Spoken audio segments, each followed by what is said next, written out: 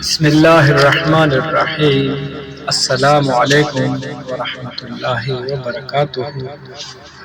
حدیث پر خود بھی عمل کرے اور دوسروں تک پہنچائے۔ اگر ہم خود عمل نہ کر سکے اور دوسرا کوئی ہمارے کہنے سے عمل کرے گا، جب تک وہ عمل کرتا رہے گا ہمیں ثواب ملتا رہے گا۔ اس لیے حدیث کو دوسروں کے ساتھ شیئر ضرور کیا کریں۔ جزاک اللہ خیرا۔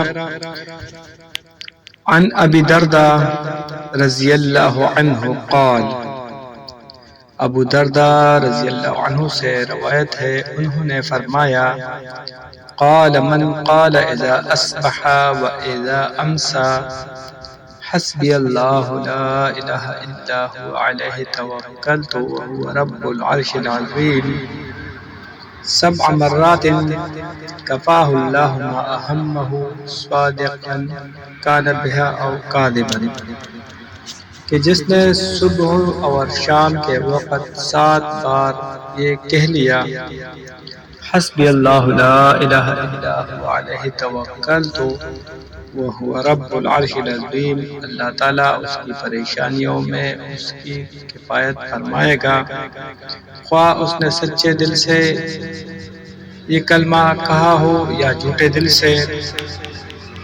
ابو داؤد کی صحیح سند کے ساتھ یہ حدیث ہے۔ ایک بار میرے ساتھ پڑھ لے، حسبی اللہ لا الہ الا هو علیہ توکلت وہو رب العرش العظیم۔ چینل کو ضرور سبسکرائب کرے۔ جزاک اللہ خیرا۔ اللہ تعالیٰ، اے اللہ، اے میرے رب، ہم سب کی مشکلوں کو آسان بنا دے۔ اللہ تعالیٰ تمام کی مصیبتوں کو ہم سے دور فرما۔